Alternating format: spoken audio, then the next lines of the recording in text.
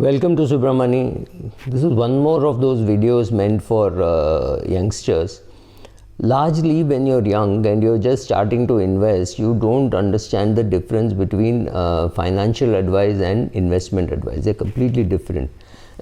What you need at this stage is financial advice. So that person, whoever is advising you, he or a she, should be able to tell you that save well and invest well.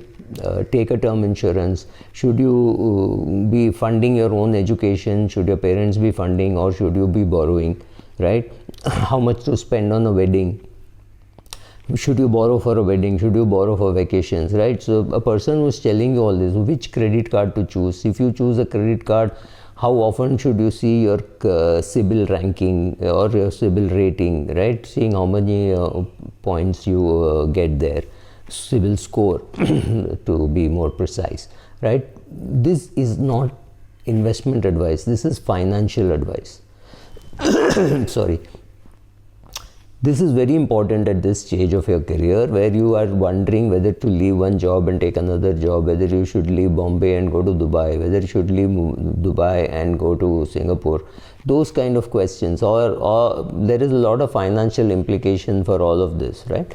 So that what you need is financial advice, not investment advice. There is investment advice in part of financial advice. There's a small investment saying, okay, you want to invest 15,000 rupees a month or 5,000 rupees a month or whatever, you put into one fund or two funds.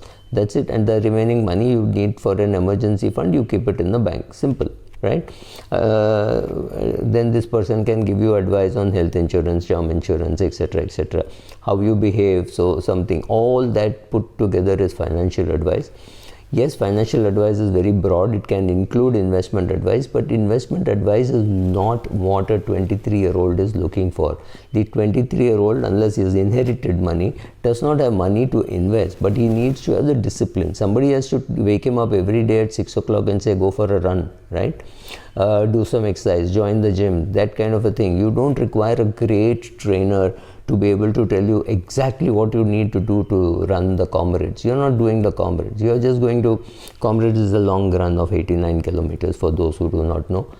Or you're not running a marathon or something. So you don't need too much of very localized advice saying, oh, the route will be like this, you have to do this. Though you don't need. You need long financial advice for a 30-year period or a 50-year period. If you're 25 years of age, about 75, 80-year period, right?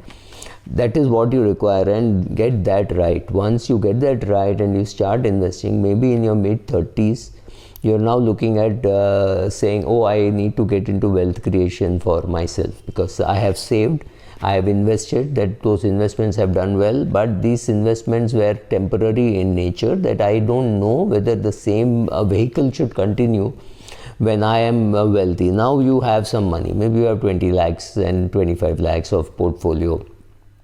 You've created that, and now you want to know how that is to be managed. Now an investment advisor steps in. That investment advisor could give you advice on mutual funds, maybe could advise you on direct equity, where to buy a broking account or where to open a broking account, right? He or she can help you with those things. That now, my friend, is investment advice. There you will have to decide how much in large cap, how much in mid cap, why like this, why do you want a hands-off portfolio, or do you want a portfolio where you want to buy and sell regularly, right? All that becomes investment advice, and I'm not saying everybody is suited for investment advice, especially active investment advice. Suppose you go to an advisor and he says, these are the funds in which you can invest, and about 50 lakhs you can keep it separate, or sorry, 5 lakhs you can keep it separate. In that we will buy and sell shares. Perfectly all right. But if you are a fund manager working in a mutual fund, you don't have that option.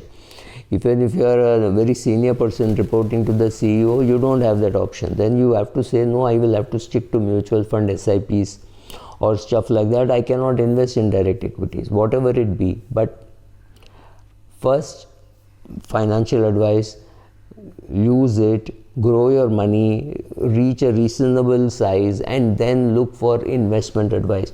It is not easy to find a financial advisor cum investment advisor who understands tax and its implications on your portfolio, If you can find somebody like that, it is ideal, but I think it is better for you to separate and say, okay, financial advice is what I'll take from him or her, and investment advice and taxation advice, I will again split it into two. I will not ask one person for everything, because maybe that person doesn't know.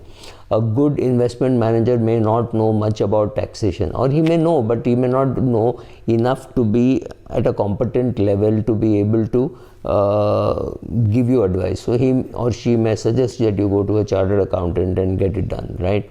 So understand the difference. Financial advice, investment advice, taxation advice are completely different things. Don't expect one person to know everything and still not be biased and still willing to look at your business, right? That kind of an advisor is what you need to seek, and then you start investing. Thank you.